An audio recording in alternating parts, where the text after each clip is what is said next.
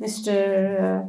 Hasbi Abubakar Saab, Dr. Saab, the director of the Jamia Singapore, people from Jamia Singapore, respected faculty members and students, Assalamu alaikum. It's really very interesting to go through the lecture which Dr. Saab has just given related to the working of Jamia Singapore and how it has been constantly involved in uplifting the Muslim community in Singapore. It's really very much interesting in the sense that most of the work the Jamia is doing is actually for the benefit and welfare of the Muslim community. I have noticed that almost all those activities which are and which can benefit the people generally and also the Muslim in Singapore is now the working of the Jamia.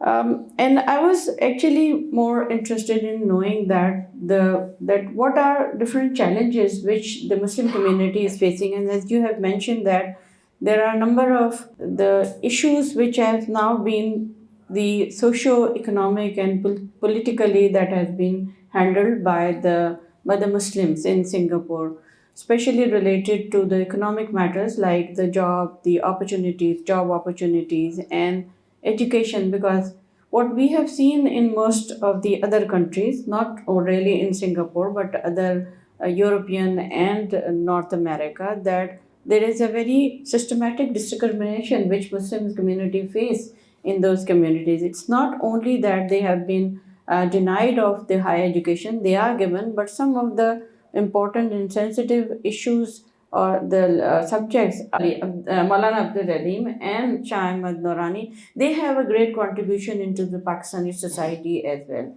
So their contribution and their work has now been recognized internationally, just like that you are here for to find out about their history and their say activities in Pakistan. So I am really glad that Umair Siddiqui Sahab has brought you here and hope that someday many of us will visit Singapore, and I'm sure I will visit Singapore and Jamia Singapore inshallah. Thank you very much for being here.